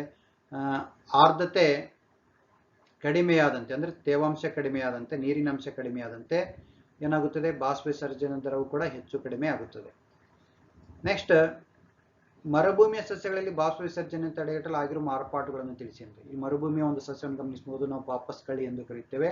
ಈ ಪಾಪಸ್ ಕಳಿಯನ್ನು ನಾವು ಗಮನಿಸಿದಾಗ ಅದರಲ್ಲಿ ಅನೇಕ ಮುಳ್ಳಿನಂತ ರಚನೆಗಳು ಕಂಡುಬರುತ್ತೆ ಮತ್ತು ಹಸಿರಾದ ಚಪ್ಪಟೆಯಾದ ಭಾಗ ಕಂಡುಬರುತ್ತದೆ. ವಿದ್ಯಾರ್ಥಿಗಳಿಗೆ ಗಮನಿಸಿ, ಬಹಳಷ್ಟು ನಾವು ಏನು ತಪ್ಪು ತಿಳುವಳಿಕೆಗೆ ಒಳಗಾಗುತ್ತೇವೆ ಅಂದ್ರೆ ಹಸಿರಾಗಿರ್ತಕ್ಕಂಥ ಭಾಗಗಳೇ ಈ ಚಪ್ಪಟೆ ಕಳಿಯ ಎಲೆಗಳು ಎಂದು ಕರೆದುಕೊಳ್ಳುತ್ತೇವೆ. ಆದರೆ ನಿಜವಾಗಿ ಇದೇನಾಗಿರುತ್ತದೆ, ಕಾಂಡವಾಗಿರುತ್ತದೆ. ಆದರೆ ಇಲ್ಲಿ ಮುಳ್ಳುಗಳಂತ ಗಮನಿಸ್ತಕ್ಕಂಥ ಭಾಗಗಳನ್ನು ನಾವು ಏನು ಕರಿತೇವೆ, ಎಲೆಗಳು ಎಂದು ಕರಿತೇವೆ. ಏಕೆಂದರೆ ವಾಪಸ್ ಕಳಿಯಲ್ಲಿ ಎಲೆಗಳು ಮುಳ್ಳುಗಳಾಗಿ ಪರಿವರ್ತನೆಯಾಗಿ, ಈ ಪರಿವರ್ತನೆಯಾಗಿರ್ತಕ್ಕಂಥ ಮುಳ್ಳುಗಳ ರೂಪದಲ್ಲಿ ಪರಿವರ್ತನೆಯಾಗಿರ್ತಕ್ಕಂಥ ಎಲೆಗಳು ಸಸ್ಯಗಳ ದೇಹದಿಂದ ಹೆಚ್ಚಿನ ಪ್ರಮಾಣದ ನೀರು ಆವಿಯಾಗಿ ಹೋಗದಂತೆ ತಡೆಗಟ್ಟುತ್ತದೆ. ಯಾಕೆಂದ್ರೆ ಮರುಭೂಮಿಯಲ್ಲಿ ನೀರಿನ ಲಭ್ಯತೆ ಕಡಿಮೆ ಇರುತ್ತದೆ. ದೇಹದಲ್ಲಿ ಇರ್ತಕ್ಕಂಥ ನೀರಿನ ಅಂಶವನ್ನು ಉಳಿಸಿಕೊಳ್ಳಲು ಅವುಗಳು ಎಲೆಗಳು ಮುಳ್ಳುಗಳಾಗಿ ಪರಿವರ್ತನೆಯಾಗಿ ಸಸ್ಯಗಳ ದೇಹದಲ್ಲಿ ನೀರಿನ ಅಂಶವನ್ನು ಕಾಪಾಡಿಕೊಳ್ಳಲು ಸಹಾಯಕರಾಗುತ್ತದೆ. ಜೊತೆಗೆ ಈ ಕಾಂಡ ಹಸಿರಾಗಿರುವುದರಿಂದ ದ್ವಿತೀಯ ಸಂಶ್ಲೇಷಣಾ ಕ್ರಿಯೆಯನ್ನು ಕಾಂಡಗಳು ನಡೆಸಿ ಸಸ್ಯಗಳ ದೇಹಕ್ಕೆ ಬೇಕಾಗಿರತಕ್ಕಂಥ ಆಹಾರ ಪದಾರ್ಥಗಳನ್ನು ತಯಾರಿಸಿಕೊಳ್ಳಲು ಸಹಾಯಕಾರಿಯಾಗುತ್ತದೆ. ಮತ್ತೊಂದು ಅನ್ವಯಿಕ ಪ್ರಶ್ನೆ ಗಮನಿಸೋಣ ವಿದ್ಯಾರ್ಥಿಗಳೇ. ಕೊಟ್ಟಿರುವ ಚಿತ್ರವು ಸಸ್ಯದ ಎಲೆಯಲ್ಲಿರುತ್ತದೆ. ಒಂದು ಚಿತ್ರವನ್ನು ಕೊಟ್ಟಿದ್ದಾರೆ, ನೋಡೋಣ. ಈ ಚಿತ್ರ ಯಾವ ಭಾಗದಲ್ಲಿರುತ್ತೆ, ಸಸ್ಯದ ಎಲೆಗಳಲ್ಲಿ ಇರುತ್ತದೆ ಅಂತ ಹೇಳಿದ್ದಾರೆ. ಇದನ್ನು ಅಭ್ಯಸಿಸಿ, ಇದನ್ನು ನಾವು ಚೆನ್ನಾಗಿ ಅಭ್ಯಾಸ ಮಾಡಿ ಅದಕ್ಕೆ ಸಂಬಂಧಿಸಿದ ಈ ಕೆಳಗಿನ ಪ್ರಶ್ನೆಗಳಿಗೆ ಉತ್ತರಿಸಿ ಎಂದು ಕೇಳಿದ್ದಾರೆ. ಈ ಚಿತ್ರದಲ್ಲಿ ಎ ಮತ್ತು ಬಿ ಎಂದು ಗುರುತಿಸಿರುವ ಭಾಗಗಳು ಯಾವುವು? ಇಲ್ಲಿ ಎ ಮತ್ತು ಬಿ ಎಂದು ಗುರುತಿಸಿದರೆ ಈ ಒಂದು ಭಾಗ ಬಿ ಮತ್ತು ಈ ಒಂದು ಭಾಗ ಸಂಪೂರ್ಣವಾದ ಈ ಒಂದು ಭಾಗ ಯಾವುದಾಗಿದೆ, ಎ ಆಗಿದೆ. ಮೇಲಿನ ಚಿತ್ರಕ್ಕೆ ಇರುವ ವೈಜ್ಞಾನಿಕ ಹೆಸರೇನು? ಈ ಒಂದು ಚಿತ್ರಕ್ಕೆ ಇರತಕ್ಕಂಥ ವೈಜ್ಞಾನಿಕ ಹೆಸರು, ವೈಜ್ಞಾನಿಕವಾಗಿ ಚಿತ್ರಕ್ಕೆ ನಾವು ಏನೆಂದು ಕರೆಯುತ್ತೇವೆ ಎಂದು ಒಂದು ಶಬ್ದವನ್ನು ಕೊಡಬೇಕಾಗಿದೆ. ಎ ಎಂದು ಗುರುತಿಸಿರುವ ಭಾಗದ ಕಾರ್ಯವನ್ನು ತಿಳಿಸಿ. ಇಲ್ಲಿ ಎ ಎಂದು ಗುರುತಿಸಿರ್ತಕ್ಕಂಥ ಒಂದು ಭಾಗ ಇದೆಯಲ್ಲ, ಈ ಒಂದು ಭಾಗದ ಕಾರ್ಯವನ್ನು ನಾವು ತಿಳಿಸಬೇಕಾಗಿದೆ. ಈ ರಚನೆಗಳು ಕಂಡು ಬರುವುದು ಎಲೆಯ ಯಾವ ಭಾಗದಲ್ಲಿ? ಇಂತಹ ರಚನೆಗಳು, ಈ ಚಿತ್ರದಲ್ಲಿ ಕಂಡು ಬರ್ತಕ್ಕಂಥ ಇಂಥ ರಚನೆಗಳು ಸಸ್ಯಗಳ ಎಲೆಗಳ ಯಾವ ಭಾಗದಲ್ಲಿ ಕಂಡು ಬರುತ್ತವೆ? ಈ ರಚನೆಯ ಯಾವ ಜೈವಿಕ ಕ್ರಿಯೆಯಲ್ಲಿ ಭಾಗವಹಿಸುತ್ತದೆ? ಈ ರಚನೆ ಇದೆಯಲ್ಲ, ಇಲ್ಲಿ ಚಿತ್ರದಲ್ಲಿ ಕಂಡು ಬರ್ತಕ್ಕಂಥ ರಚನೆ, ಇದು ಯಾವ ಸಸ್ಯಗಳ ದೇಹದಲ್ಲಿ ನಡೆಯುವ ಯಾವ ಜೈವಿಕ ಕ್ರಿಯೆಯಲ್ಲಿ ಭಾಗವಹಿಸುತ್ತದೆ ಅಂತ ಕೇಳಿದ್ದಾರೆ. ಬಿ ಎಂಬ ಭಾಗದ ಮೂಲಕ ವಿನಿಮಯವಾಗುವ ಎರಡು ಅನಿಲಗಳನ್ನು ಹೆಸರಿಸಿ. ಈ ಒಂದು ಬಿ ಎಂಬ ಭಾಗದ ಮೂಲಕ ಎರಡು ಅನಿಲಗಳ ವಿನಿಮಯವಾಗುತ್ತದೆ ಎಂದು ಹೇಳಿದ್ದಾರೆ. ಆ ಅನಿಲಗಳನ್ನು ನಾವು ಹೆಸರಿಸಬೇಕಾಗಿದೆ. ನೋಡೋಣ ವಿದ್ಯಾರ್ಥಿಗಳೇ, ನಾವು ಈ ಒಂದು ಚಿತ್ರವನ್ನು ಗಮನಿಸಿದಾಗ ಈಗಾಗಲೇ ಈ ಚಿತ್ರದ ಬಗ್ಗೆ ನಾವು ಅಭ್ಯಾಸ ಮಾಡಿದ್ದೇವೆ, ಪ್ರಾಕ್ಟೀಸ್ ಮಾಡಿದ್ದೇವೆ, ಚಿತ್ರವನ್ನು ಬರೆದಿದ್ದೇವೆ. ಈ ಚಿತ್ರ ಯಾವುದು? ಸಸ್ಯಗಳ ದೇಹದಲ್ಲಿ ಕಂಡು ಬರ್ತಕ್ಕಂಥ ಎಲೆಗಳ ಕೆಳಗಿನ ಎಪಿಡರ್ಮಿಸ್ನಲ್ಲಿ ಕಂಡು ಬರ್ತಕ್ಕಂಥ ಪತ್ರರಂಧ್ರಗಳು. ಆದ್ದರಿಂದ ಮೊದಲನೇದಾಗಿ ಪ್ರಶ್ನೆ ನೋಡೋಣ, ಎ ಮತ್ತು ಬಿ ಎಂದು ಗುರುತಿಸಿರುವ ಭಾಗಗಳು ಯಾವ ಅಂತೇಳಿ. ಎ ಕಾವಲು ಜೀವಕೋಶವಾಗಿದೆ. ಇಲ್ಲಿ ಎ ಏನಾಗಿದೆ? ಕಾವಲು ಜೀವಕೋಶವಾಗಿದೆ. ಬಿ ಏನಾಗಿದೆ? ಪತ್ರರಂಧ್ರವಾಗಿದೆ. ಪತ್ರರಂಧ್ರ ಅಂತ ಹೇಳಿ ಕರಿತೀವಿ. ಆಮೇಲೆ ಮೇಲಿನ ಚಿತ್ರಕ್ಕೆ ಇರುವ ವೈಜ್ಞಾನಿಕ ಹೆಸರನ್ನು, ಈ ಚಿತ್ರಕ್ಕೆ ನಾವೇನೇನು ಕರಿತೇವೆ? ಪತ್ರರಂಧ್ರಗಳು ಅಥವಾ ಸ್ಟೊಮಾಟ ಎಂದು ಕರೆಯುತ್ತೇವೆ. ಈ ರಚನೆಗಳು ಕಂಡು ಬರುವುದು ಎಲೆ ಯಾವ ಭಾಗದಲ್ಲಿ? ಪತ್ರರಂಧ್ರಗಳು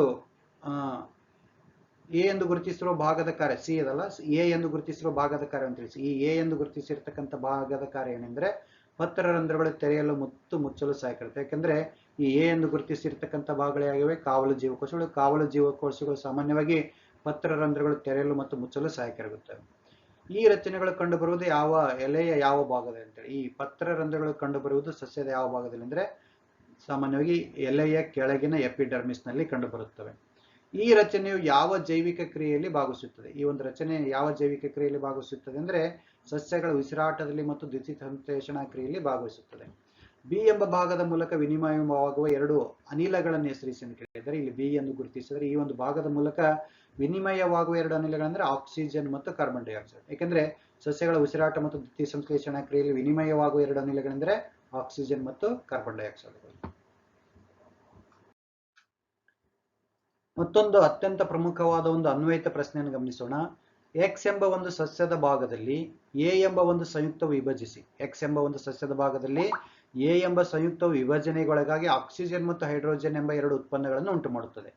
ಎ ಯನ್ನು ವಿಭಜಿಸಲು ಅಂದ್ರೆ ಎ ಎಂಬ ಒಂದು ಸಂಯುಕ್ತವನ್ನು ವಿಭಜಿಸಲು ಅದು ಬಿ ಎಂಬ ಒಂದು ಶಕ್ತಿಯ ರೂಪವನ್ನು ಬಳಸಿಕೊಳ್ಳುತ್ತದೆ. ಈ ಎ ಎಂಬ ಸಂಯುಕ್ತವನ್ನು ವಿಭಜನೆ ಮಾಡಲು ವಿಭಜಿಸಿ ಆಕ್ಸಿಜನ್ ಮತ್ತು ಹೈಡ್ರೋಜನ್ಗಳಾಗಿ ಪರಿವರ್ತಿಸಲು ಅದು ಒಂದು ಶಕ್ತಿಯ ಬಿ ಎಂಬ ಒಂದು ಶಕ್ತಿಯ ರೂಪವನ್ನು ಬಳಸಿಕೊಳ್ಳುತ್ತದೆ. ಬಿ ಯನ್ನು ಸೆರೆ ಹಿಡಿಯಲು ಸಸ್ಯದಲ್ಲಿ ಸಿ ಎಂಬ ಹಸಿರು ವರ್ಣಕವಿದೆ. ಬಿ ಎಂಬ ಒಂದು ಶಕ್ತಿಯನ್ನು ಸೆರೆ ಹಿಡಿಯಲು ಸಸ್ಯದಲ್ಲಿ ಏನಿದೆ? ಸಿ ಎಂಬ ಒಂದು ಹಸಿರು ವರ್ಣಕವಿದೆ. ಹಾಗಾದ್ರೆ ಇಲ್ಲಿ ಎಕ್ಸ್, ಎ ಮತ್ತು ಬಿ, ಎ ಬಿ ಮತ್ತು ಸಿ ಗಳನ್ನು ಹೆಸರಿಸಿ ಒಟ್ಟಾರೆಯಾಗಿ ಇದು ಯಾವ ಜೈವಿಕ ಕ್ರಿಯೆಯನ್ನು ಪ್ರತಿನಿಧಿಸುತ್ತದೆ ಎಂದು ಕೇಳಿದ್ದಾರೆ. ನೋಡಿ ವಿದ್ಯಾರ್ಥಿಗಳೇ, ಈ ಎಲ್ಲಾ ಕ್ರಿಯೆ ಎಕ್ಸ್ ಎಂಬ ಒಂದು ಸಸ್ಯದ ಭಾಗದಲ್ಲಿ ಎ ಎಂಬ ಒಂದು ಸಂಯುಕ್ತ ವಿಭಜಿಸಿ ಆಕ್ಸಿಜನ್ ಮತ್ತು ಹೈಡ್ರೋಜನ್ ಎಂಬ ಎರಡು ಉತ್ಪನ್ನಗಳನ್ನು ಉಂಟು ಮಾಡುತ್ತದೆ. ನೋಡಿ, ಸಸ್ಯದ ಯಾವ ಒಂದು ಕ್ರಿಯೆಯಲ್ಲಿ ಆಕ್ಸಿಜನ್ ಮತ್ತು ಹೈಡ್ರೋಜನ್ಗಳು ಉತ್ಪತ್ತಿ ಆಗುತ್ತೆ ಅಂದ್ರೆ ನೀರು ವಿಭಜಿಸಿದಾಗ ಆಕ್ಸಿಜನ್ ಮತ್ತು ಹೈಡ್ರೋಜನ್ಗಳು ವಿಭಜನೆ ಆಗುತ್ತವೆ. ನೋಡಿ, ಒಂದು ಸಂಯುಕ್ತ ಅಂತ ಹೇಳಿ ಕೇಳಿದ್ರೆ ಆ ಸಂಯುಕ್ತ ವಿಭಜಿಸಿ ಆಕ್ಸಿಜನ್ ಮತ್ತು ಹೈಡ್ರೋಜನ್ ಅನ್ನು ಉತ್ಪತ್ತಿ ಮಾಡುತ್ತದೆ. ಆದ್ದರಿಂದ ಆ ಸಂಯುಕ್ತ ಯಾವುದು? ನೀರು. ಎ ಎಂಬ ಸಂಯುಕ್ತ ಯಾವುದಾಗಿದೆ? ನೀರು. ನೀರು ವಿಭಜಿಸಿ ಆಕ್ಸಿಜನ್ ಮತ್ತು ಹೈಡ್ರೋಜನ್ ಎಂಬ ಎರಡು ಉತ್ಪನ್ನಗಳನ್ನು ಉಂಟು ಮಾಡುತ್ತದೆ. ಹಾಗಾದ್ರೆ ಸಸ್ಯಗಳ ದೇಹದಲ್ಲಿ ಈ ಎ ಎಂಬ ಸಂಯುಕ್ತ ಉತ್ಪತ್ತಿ ಆಗುವುದು ಯಾವ ಭಾಗದಲ್ಲಿ ಅಂದ್ರೆ ಎ ಎಂಬ ಸಂಯುಕ್ತ ವಿಭಜಿಸಿ ಯಾವ ಭಾಗದಲ್ಲಿ? ಎಕ್ಸ್ ಎಂಬ ಒಂದು ಭಾಗದಲ್ಲಿ ಅಂತ ಹೇಳಿದರೆ ಆ ಎಕ್ಸ್ ಎಂಬ ಭಾಗ ಯಾವುದು? ಎಲೆಯಾಗಿದೆ. ನೋಡೋಣ ವಿದ್ಯಾರ್ಥಿಗಳೇ, ಇಲ್ಲಿ ಎಕ್ಸ್ ಎನ್ನುವುದು ಸಸ್ಯಗಳ ಎಲೆಯಾಗಿದೆ. ಎ ಎನ್ನುವುದು ಎ ಎಂಬ ಒಂದು ಸಂಯುಕ್ತ ಯಾವುದಾಗಿದೆ? ನೀರಾಗಿದೆ. ಈ ಎ ಎಂಬ ಸಂಯುಕ್ತವನ್ನು ವಿಭಜಿಸಿ ಆಕ್ಸಿಜನ್ ಮತ್ತು ಹೈಡ್ರೋಜನ್ ಉಂಟು ಮಾಡಲು ಅದು ಬಿ ಎಂಬ ಒಂದು ಶಕ್ತಿಯನ್ನು ಉಪಯೋಗಿಸಿಕೊಳ್ಳುತ್ತದೆ. ಈ ಎಕ್ಸ್ ಎಂಬ ಭಾಗ ಏನ್ ಮಾಡುತ್ತದೆ? ಒಂದು ಶಕ್ತಿಯನ್ನು ಉಪಯೋಗಿಸಿಕೊಳ್ಳುತ್ತದೆ ಅಂತ ಹೇಳಿದರೆ ಆ ಶಕ್ತಿ ಯಾವುದು? ಸೌರಶಕ್ತಿ. ಸೌರಶಕ್ತಿಯನ್ನು ಉಪಯೋಗಿಸಿಕೊಂಡು ಸಸ್ಯಗಳು ಏನ್ ಮಾಡುತ್ತವೆ? ನೀರನ್ನು ವಿಭಜಿಸಿ ಹೈಡ್ರೋಜನ್ ಮತ್ತು ಆಕ್ಸಿಜನ್ ಆಗಿ ಪರಿವರ್ತಿಸುತ್ತವೆ. ಬಿ ಅನ್ನು ಸೆರೆ ಹಿಡಿಯಲು ಸಸ್ಯದಲ್ಲಿ ಸಿ ಎಂಬ ಹಸಿರು ವರ್ಣಕವಿದೆ. ಆ ಹಸಿರು ವರ್ಣಕ್ಕೆ ಯಾವುದು? ಸಸ್ಯಗಳ ದೇಹದಲ್ಲಿರುವುದು ಪತ್ರಹರಿತು. ಹಾಗಾದ್ರೆ ಇಲ್ಲಿ ಎ, ಎಕ್ಸ್, ಎ, ಬಿ ಮತ್ತು ಸಿ ಗಳನ್ನು ಹೆಸರಿಸಿ ಒಟ್ಟಾರೆಗೆ ಇದು ಯಾವ ಜೈವಿಕ ಕ್ರಿಯೆಯನ್ನು ಪ್ರತಿನಿಧಿಸುತ್ತದೆ ಅಂತ ಕೇಳಿದರೆ ಇಲ್ಲಿ ಎಕ್ಸ್ ಎನ್ನುವುದು ಸಸ್ಯಗಳ ಎಲೆಯಾಗಿದೆ, ಎ ಎನ್ನುವುದು ನೀರಾಗಿದೆ, ಬಿ ಎನ್ನುವುದು ಸೌರಶಕ್ತಿಯಾಗಿದೆ, ಸಿ ಎನ್ನುವುದು ಪತ್ರಹರಿತ್ತಾಗಿದೆ ಮತ್ತು ಇದು ಎಲೆಗಳಲ್ಲಿ ನಡೆಯುವ ದ್ಯುತಿ ಸಂಶ್ಲೇಷಣಾ ಕ್ರಿಯೆಯನ್ನು ಪ್ರತಿನಿಧಿಸುತ್ತದೆ. ನೋಡಿ, ಎಷ್ಟು ಒಂದು ಉತ್ತಮವಾಗಿರ್ತಕ್ಕಂಥ ಅನ್ವಯಿಕ ಪ್ರಶ್ನೆ ಇದೆ ವಿದ್ಯಾರ್ಥಿಗಳೇ. ಮತ್ತೊಂದು ಪ್ರಶ್ನೆ ನೋಡೋಣ. ಮಾನವನ ವಿಸರ್ಜನಾ ಕ್ರಿಯೆಗೆ ಸಂಬಂಧಿಸಿದಂತೆ ನೆಫ್ರಾನಿನ ಅಂದವಾದ ಚಿತ್ರ ಬರೆದು ಈ ಕೆಳಗಿನ ಭಾಗಗಳ ಕಾರ್ಯಗಳನ್ನು ತಿಳಿಸಿ ಎಂದು ಕೇಳಿದರೆ ಮೊದಲನೇ ಭಾಗ ಹೆನ್ಲೆಯ ಕುಣಿಕೆ, ಎರಡನೇ ಭಾಗ ಬೌಮನನ ಕೋಶ. ನೋಡೋಣ, ಈ ಚಿತ್ರ ಇದೆ, ಇದು ನೆಫ್ರಾನಿನ ರಚನೆಯನ್ನು ತೋರಿಸ್ತಕ್ಕಂಥ ಒಂದು ಚಿತ್ರವಾಗಿದೆ. ಈ ಚಿತ್ರವನ್ನು ಅನೇಕ ಬಾರಿ ನೀವು ಪ್ರಾಕ್ಟೀಸ್ ಮಾಡಿದ್ದೀರಾ. ಇನ್ನಷ್ಟು ಬಾರಿ ಅದನ್ನು ಪ್ರಾಕ್ಟೀಸ್ ಮಾಡಿ ಹೆಚ್ಚಿನ ಅಂಕಗಳನ್ನು ಗಳಿಸಿ ವಿದ್ಯಾರ್ಥಿಗಳೇ. ಇಲ್ಲಿ ಅವರು ಕೇಳಿರ್ತಕ್ಕಂಥ ಇನ್ನೊಂದು ಪ್ರಶ್ನೆ ಏನೆಂದರೆ ಚಿತ್ರಕ್ಕೆ ಸಂಬಂಧಿಸಿದ ಈ ಕೆಳಗಿನ ಭಾಗಗಳ ಕಾರ್ಯಗಳನ್ನು ತಿಳಿಸಿ ಅಂತ ಕೇಳಿದರೆ ಹೆನ್ಲೆಯ ಕುಣಿಕೆ. ಹೆನ್ಲೆಯ ಕುಣಿಕೆ ಎಲ್ಲಿರುತ್ತದೆ? ಇಲ್ಲಿ ಕೆಳಭಾಗದಲ್ಲಿ ಕಂಡು ಬರುವ ಯು ಆಕಾರದ ಒಂದು ನುಲಿಕೆ ನಾಳವನ್ನು ನಾವು ಏನು ಕರಿತೇವೆ? ಹೆನ್ಲೆಯ ನುಲಿಕೆ ಎಂದು ಕರಿತೇವೆ. ಈ ಒಂದು ಭಾಗದ ಪ್ರಮುಖವಾದ ಕಾರ್ಯವೆಂದರೆ ಸೋಸಲ್ಪಟ್ಟ ದ್ರವದಿಂದ ನೀರು ಮತ್ತು ಸೋಡಿಯಂ ಕ್ಲೋರೈಡ್ ಲವಣಗಳನ್ನು ಹೀರಿಕೊಳ್ಳುವುದು. ಇಲ್ಲಿ ದ್ರವವು ಏನ್ ಮಾಡುತ್ತದೆ? ರಕ್ತವು ಸೋಸಲ್ಪಟ್ಟು ಆ ಸೋಸಲ್ಪಟ್ಟಿರತಕ್ಕಂಥ ದ್ರವ ಮುಂದೆ ಹೆನ್ಲೆಯ ಕುಣಿಕೆ ಬಂದಾಗ ಆ ದ್ರವದಲ್ಲಿರ್ತಕ್ಕಂಥ ಸೋಸಲ್ಪಟ್ಟಿರ್ತಕ್ಕಂಥ ದ್ರವದಲ್ಲಿರ್ತಕ್ಕಂಥ ಇನ್ನಷ್ಟು ಪ್ರಮಾಣದ ನೀರು ಮತ್ತು ಸೋಡಿಯಂ ಲವಣಗಳನ್ನು ಹೀರಿಕೊಳ್ಳುವುದು ಹೆನ್ಲೆಯ ಕುಣಿಕೆಯ ಕಾರ್ಯವಾಗಿದೆ. ಬೌಮನನ ಕೋಶ, ಇಲ್ಲಿ ಬಟ್ಟಲಿನಂತ ಒಂದು ರಚನೆ ಕಂಡು ಬರುತ್ತದೆ. ಈ ಒಂದು ರಚನೆಗೆ ನಾವು ಏನು ಕರಿತೇವೆ? ಬೌಮನನ ಕೋಶ ಎಂದು ಕರೀತೇವೆ. ಇದು ಗ್ಲಾಮರುಲಸ್ ರಕ್ತದ ಸೋಸುವಿಕೆ ಕ್ರಿಯೆಯಲ್ಲಿ ಭಾಗವಹಿಸುತ್ತದೆ. ಮತ್ತೊಂದು ಪ್ರಶ್ನೆ ನೋಡೋಣ ವಿದ್ಯಾರ್ಥಿಗಳೇ. ನೆಫ್ರಾನಿನ ರಚನೆಯನ್ನು ಸಂಕ್ಷಿಪ್ತವಾಗಿ ವಿವರಿಸಿ ಅಂತ ಕೇಳಿದರೆ ನೆಫ್ರಾನಿನ ರಚನೆ ನೋಡಿದ್ದೇವೆ. ಆ ರಚನೆಯನ್ನು ನಾವು ವಿವರಿಸಬೇಕಾದ್ರೆ ನಮಗೆ ಚಿತ್ರದ ಅವಶ್ಯಕತೆ ಇರುತ್ತದೆ. ಇಲ್ಲಿ ನಾವು ನೋಡೋಣ, ಮಾನವನಲ್ಲಿ ಮೂತ್ರಜನಕಾಂಗದ ರಚನಾತ್ಮಕ ಮತ್ತು ಕಾರ್ಯನಿರ್ವಾಹಕ ಮೂಲ ಘಟಕಕ್ಕೆ ನಾವು ಏನೇನು ಕರಿತೇವೆ? ನೆಫ್ರಾನ್. ಇದು ನೆಫ್ರಾನಿನ ಒಂದು ಚಿತ್ರ. ಇದು ಒಂದು ಕೊಳವೆಯ ಆಕಾರದ ರಚನೆಯಾಗಿದ್ದು ನಾವು ಇಲ್ಲಿಂದ ಗಮನಿಸಿದ ಹಳದಿ ಬಣ್ಣದಲ್ಲಿ ಇರ್ತಕ್ಕಂಥದ್ದೇ ಸಂಪೂರ್ಣವಾಗಿ ನೆಫ್ರಾನ್. ಈ ನೀಲಿ ಬಣ್ಣ ಮತ್ತು ಕೆಂಪು ಬಣ್ಣದಲ್ಲಿ ಇರ್ತಕ್ಕಂಥವು ರೀನಲ್ ಅಭಿಧಮನಿ ಮತ್ತು ರೀನಲ್ ಅಪಧಮನಿಗಳು. ಕೆಂಪು ಬಣ್ಣದಲ್ಲಿರ್ತಕ್ಕಂಥ ರೀನಲ್ ಅಪಧಮನಿ, ನೀಲಿ ಬಣ್ಣದಲ್ಲಿರ್ತಕ್ಕಂಥ ರೀನಲ್ ಅಭಿಧಮನಿಗಳು ಇವು ನೆಫ್ರಾನಿನ ಸುತ್ತಲೂ ಸುತ್ತುವರೆದಿರುತ್ತವೆ. ಆದರೆ ಇಲ್ಲಿ ಕಂಡು ಬರ್ತಕ್ಕಂಥ ಈ ಹಳದಿ ಭಾಗವೇ ಏನಪ್ಪಾ ಅಂತಂದ್ರೆ ನಮಗೆ ಬೇಕಾಗಿರ್ತಕ್ಕಂಥ ನೆಫ್ರಾನ್ ಆಗಿದೆ. ಇದು ಒಂದು ಕೊಳವೆಯ ಆಕಾರದ ರಚನೆಯಾಗಿದ್ದು ಸುಮಾರು 30ರಿಂದ 35 ಮಿಲಿಮೀಟರ್ ಉದ್ದವಿರುತ್ತದೆ. ಇಲ್ಲಿಂದ ಬೌಮನ್ನಿನ ಹೊದಿಕೆ ಅಥವಾ ಕ್ಯಾಪ್ಸುಲ್ನಿಂದ ಪ್ರಾರಂಭವಾಗಿ ಸಂಗ್ರಾಹಕ ನಾಳದವರೆಗೆ ಸೇರುವವರೆಗೆ ಇದರ ಒಂದು ಒಟ್ಟು ಉದ್ದ ಎಷ್ಟಿರುತ್ತದೆ? ಸುಮಾರು 30ರಿಂದ 35 ಮಿಲಿಮೀಟರ್ ಉದ್ದವಿರುತ್ತದೆ. ಇದರ ಒಂದು ತುದಿಯಲ್ಲಿ ಒಂದು ಬಟ್ಟಲಿನ ಆಕಾರದ ಬೌಮನ್ ಕೋಶ ಅಥವಾ ಬೌಮನ್ನನ ಹೊದಿಕೆಯ ರಚನೆ ಇದ್ದು ಒಂದು ಭಾಗದಲ್ಲಿ ಬಟ್ಟಲಿನ ಆಕಾರದ ಒಂದು ಬೌಮನನ ಕೋಶ ಅಥವಾ ಬೌಮನನ ಹೊದಿಕೆ ಎಂಬ ಬಟ್ಟಲಿನ ಆಕಾರದ ರಚನೆ ಇರುತ್ತದೆ. ಇದರಲ್ಲಿ ಗ್ಲಾಮರುಲಸ್ ಎಂಬ ಅತ್ಯಂತ ಸೂಕ್ಷ್ಮ ರಕ್ತನಾಳಗಳಿಂದ ಉಂಟಾದ ಒಂದು ಗೊಂಚಲಿರುತ್ತದೆ. ನಾವಿಲ್ಲಿ ಕಾಣಬಹುದು, ಈ ಬೌಮನನ ಹೊದಿಕೆ ಅಥವಾ ಬಟ್ಟಲಿನಲ್ಲಿ ಅತ್ಯಂತ ಸೂಕ್ಷ್ಮ ರಕ್ತನಾಳಗಳಿಂದ ಉಂಟಾದ ಒಂದು ಗೊಂಚಲು, ರಕ್ತನಾಳಗಳ ಒಂದು ಗೊಂಚಲು ಇರುತ್ತದೆ. ಇದಕ್ಕೆ ನಾವು ಏನೆಂದು ಕರೆಯುತ್ತೇವೆ? ಗ್ಲಾಮರುಲಸ್ ಎಂದು ಕರೆಯುತ್ತೇವೆ. ಈ ಬೌಮನನ ಹೊದಿಕೆ ಮುಂದೆ ನುಲಿಕೆ ನಾಳವಾಗಿ ಮುಂದುವರಿದು ಈ ಬೌಮನನ ಹೊದಿಕೆ ಮುಂದೆ ಏನಾಗಿ ಪರಿವರ್ತನೆ ಆಗುತ್ತದೆ? ನುಲಿಕೆ ನಾಳವಾಗಿ ಪರಿವರ್ತನೆ ಆಗುತ್ತದೆ. ನಂತರ ಅದು ಆಂಗ್ಲ ಭಾಷೆ ಯು ಆಕಾರದ ಒಂದು ನಾಳವಾಗಿ ಪರಿವರ್ತನೆ ಆಗುತ್ತದೆ. ಅದಕ್ಕೆ ಹೆನ್ಲೆಯ ಕುಣಿಕೆ ಎನ್ನುವರು. ಮುಂದೆ ನುಲಿಕೆ ನಾಳವು ಮುಂದೆ ಏನಾಗುತ್ತದೆ? ಆಂಗ್ಲ ಭಾಷೆ ಯು ಆಕಾರದ ಒಂದು ರಚನೆಯಾಗಿ ಪರಿವರ್ತನೆ ಆಗುತ್ತದೆ ಅಥವಾ ಕೊಳವೆಯಾಗಿ ಪರಿವರ್ತನೆ ಆಗುತ್ತದೆ. ಇದಕ್ಕೆ ನಾವು ಏನು ಕರಿತೇವೆ? ಹೆನ್ಲೆಯ ಕುಣಿಕೆ ಎಂದು ಕರೆಯುತ್ತೇವೆ. ಈ ಹೆನ್ಲೆಯ ಕುಣಿಕೆಯು ಮುಂದೆ ಸಂಗ್ರಾಹಕ ನಾಳಕ್ಕೆ ಸೇರಿಕೊಳ್ಳುತ್ತದೆ. ಹೆನ್ಲೆಯ ಕುಣಿಕೆಯು ಮುಂದೆ ಸಂಗ್ರಾಹಕ ನಾಳ ಅಂತ ಹೇಳಿ ಕರಿತೀವಿ. ಈ ಸಂಗ್ರಾಹಕ ನಾಳಕ್ಕೆ ಬಂದು ಸೇರಿಕೊಳ್ಳುತ್ತದೆ. ಇದು ಈ ನೆಫ್ರಾನಿನ ಒಂದು ಸಂಕ್ಷಿಪ್ತವಾದ ರಚನೆಯ ಒಂದು ವಿವರಣೆಯಾಗಿದೆ ವಿದ್ಯಾರ್ಥಿಗಳೇ. ಮತ್ತೊಂದು ಪ್ರಶ್ನೆ ಇದೆ, ಮಾನವನಲ್ಲಿ ಮೂತ್ರ ವಿಸರ್ಜನಾಂಗ ವ್ಯೂಹದ ರಚನೆಯನ್ನು ಸಂಕ್ಷಿಪ್ತವಾಗಿ ವಿವರಿಸಿ ಅಂತ ಕೇಳಿದ್ದಾರೆ. ಮೊದಲು ರಚನೆಯನ್ನು ನೋಡೋಣ. ಮಾನವನಲ್ಲಿ ಮೂತ್ರ ವಿಸರ್ಜನಾಂಗ ವ್ಯೂಹವು ಒಂದು ಜೊತೆ ಮೂತ್ರಪಿಂಡಗಳನ್ನು ಒಳಗೊಂಡಿರುತ್ತದೆ. ಇಲ್ಲಿ ನಾವು ಗಮನಿಸ್ತೇವೆ, ಈ ಒಂದು ಭಾಗ ಏನಾಗಿದೆ, ಮೂತ್ರಪಿಂಡ, ಇದೊಂದು ಮೂತ್ರಪಿಂಡವಾಗಿದೆ. ಒಂದು ಜೊತೆ ಮೂತ್ರಪಿಂಡಗಳಿದ್ದು ಮಾನವನಲ್ಲಿ ಮೂತ್ರ ವಿಸರ್ಜನಾಂಗ ಸಂಪೂರ್ಣವಾಗಿ ಇದಕ್ಕೆ ಏನು ಕರಿತೇವೆ, ಮೂತ್ರ ವಿಸರ್ಜನಾಂಗ ಎಂದು ಕರಿತೇವೆ. ಇದರಲ್ಲಿ ಒಂದು ಜೊತೆ ಮೂತ್ರಪಿಂಡಗಳು, ಒಂದು ಜೊತೆ ಮೂತ್ರನಾಳಗಳು, ನಾವು ಇವನ್ನು ಕರಿತೇವೆ. ಈ ಕಡೆ ಒಂದು ಮೂತ್ರನಾಳಗಳಿರುತ್ತವೆ. ಹಾಗೂ ಒಂದು ಮೂತ್ರಕೋಶ ಇರುತ್ತದೆ. ಮೂತ್ರವನ್ನು ಸಂಗ್ರಹಿಸುವ ಮೂತ್ರಾಶಯ ಅಥವಾ ಮೂತ್ರಕೋಶವಿರುತ್ತದೆ. ಮತ್ತು ಮೂತ್ರದ್ವಾರ, ಮೂತ್ರವನ್ನು ನಾವು ಪರಿಸರಕ್ಕೆ ವಿಸರ್ಜನೆ ಮಾಡಲು ಒಂದು ಮೂತ್ರದ್ವಾರವಿರುತ್ತದೆ. ಮೂತ್ರಪಿಂಡಗಳು, ಈ ಮೂತ್ರಪಿಂಡಗಳು ಸಾಮಾನ್ಯವಾಗಿ ನಮ್ಮ ಉದರದ ಭಾಗದಲ್ಲಿ ಬೆನ್ನಿನ ಪಾರ್ಶ್ವದಲ್ಲಿ ಒಂದೊಂದರಂತೆ ಇರುತ್ತವೆ. ಮೂತ್ರಪಿಂಡಗಳಲ್ಲಿ ಮೂತ್ರ ಉತ್ಪತ್ತಿಯಾಗಿ ಮೂತ್ರನಾಳಗಳ ಮೂಲಕ ಮೂತ್ರಾಶಯದಲ್ಲಿ ಶೇಖರಣೆಯಾಗುತ್ತದೆ. ಈ ಮೂತ್ರಪಿಂಡಗಳ ರಚನಾತ್ಮಕ ಮತ್ತು ಕಾರ್ಯನಿರ್ವಾಹಕ ಮೂಲಘಟಕಗಳು ಯಾವುವು, ನೆಫ್ರಾನ್ಗಳು. ಈ ನೆಫ್ರಾನ್ಗಳು ನಮ್ಮ ರಕ್ತವನ್ನು ಶೋಷಿ ಶುದ್ಧೀಕರಿಸಿ ಮೂತ್ರವನ್ನು ಉತ್ಪತ್ತಿ ಮಾಡುತ್ತವೆ. ಹೀಗೆ ಮೂತ್ರಪಿಂಡಗಳಲ್ಲಿ ಉತ್ಪತ್ತಿಯಾಗಿರ್ತಕ್ಕಂಥ ಮೂತ್ರವು ಮೂತ್ರನಾಳಗಳ ಮೂಲಕ, ಪ್ರತಿಯೊಂದು ಮೂತ್ರಪಿಂಡದಿಂದ ಮೂತ್ರನಾಳಗಳ ಮೂಲಕ ಮೂತ್ರಾಶಯಕ್ಕೆ ಬಂದು ಶೇಖರಣೆಯಾಗುತ್ತದೆ. ಈ ಮೂತ್ರಾಶಯವು ಒಂದು ಇಲಾಸ್ಟಿಕ್ ಚೀಲದಂತಿದ್ದು ಮೂತ್ರ ಸಂಗ್ರಹಿಸುವ ಕಾರ್ಯವನ್ನು ಮಾಡುತ್ತದೆ. ನಂತರ ಅಲ್ಲಿ ಸಂಗ್ರಹಣೆಯಾಗಿರ್ತಕ್ಕಂಥ ಮೂತ್ರವು ಮೂತ್ರದ್ವಾರದ ಮೂಲಕ ಪರಿಸರಕ್ಕೆ ವಿಸರ್ಜಿಸಲ್ಪಡುತ್ತದೆ. ಹೀಗೆ ಇದು ನಮ್ಮ ಮೂತ್ರ ವಿಸರ್ಜನಾಂಗ ವ್ಯೂಹದ ಒಂದು ಸಂಕ್ಷಿಪ್ತವಾದ ರಚನೆಯ ವಿವರಣೆಯಾಗಿದೆ ವಿದ್ಯಾರ್ಥಿಗಳೇ. ಮತ್ತೊಂದು ಪ್ರಶ್ನೆ ನೋಡೋಣ. ಈ ಕೆಳಗಿನವುಗಳನ್ನು ಹೆಸರಿಸಿ ಎಂದು ಕೇಳಿದ್ದಾರೆ. ಎಲ್ಲಾ ಜೀವಿಗಳ ಉಸಿರಾಟಕ್ಕೆ ಅಗತ್ಯವಾದ ಅನಿಲಗಳನ್ನು ಬಿಡುಗಡೆ ಮಾಡುವಲ್ಲಿ ಸಹಾಯಕವಾಗುವ ವರ್ಣದ್ರವ್ಯ ಯಾವುದು? ನೋಡಿ, ಎಲ್ಲಾ ಜೀವಿಗಳು, ಅದು ಸಸ್ಯಗಳಾಗಿರ್ಬೋದು, ಪ್ರಾಣಿಗಳಾಗಿರ್ಬೋದು, ಸೂಕ್ಷ್ಮಾಣುಜೀವಿಗಳಾಗಿರ್ಬೋದು, ಯಾವುದೇ ಆಗಿರ್ಬೋದು, ಎಲ್ಲಾ ಜೀವಿಗಳ ಉಸಿರಾಟಕ್ಕೆ ಅಗತ್ಯವಾದ ಅನಿಲಗಳನ್ನು ಬಿಡುಗಡೆ ಮಾಡುವಲ್ಲಿ ಸಹಾಯಕಾರಿಯಾಗುವ ವರ್ಣದ್ರವ್ಯ ಎಂದು ಕೇಳಿದ್ದಾರೆ. ಎರಡನೇದಾಗಿ, ವಿಲ್ಲೈಗಳಿಂದ ಕೊಬ್ಬಿನ ಆಮ್ಲಗಳನ್ನು ದೇಹದ ಎಲ್ಲಾ ಭಾಗಗಳಿಗೆ ಸಾಗಿಸುವ ದ್ರವರೂಪದ ಅಂಗಾಂಶ ಯಾವುದು ಎಂದು ಕೇಳಿದ್ದಾರೆ. ಮೂರನೇದು, ರಕ್ತನಾಳಗಳಿಂದ ರಕ್ತದ ಸೋರುವಿಕೆಯನ್ನು ತಡೆಗಟ್ಟುವ ರಕ್ತದ ಘಟಕ ಯಾವುದು ಎಂದು ಕೇಳಿದ್ದಾರೆ. ಸಸ್ಯಗಳಲ್ಲಿ ವಸ್ತು ಸ್ಥಾನಾಂತರಣದಲ್ಲಿ ಭಾಗವಹಿಸುವ ಅಂಗಾಂಶ ಯಾವುದೆಂದು ಕೇಳಿದ್ದಾರೆ. ಕವಾಟಗಳನ್ನು ಹೊಂದಿರುವ ರಕ್ತನಾಳಗಳನ್ನು ಕೇಳಿದ್ದಾರೆ.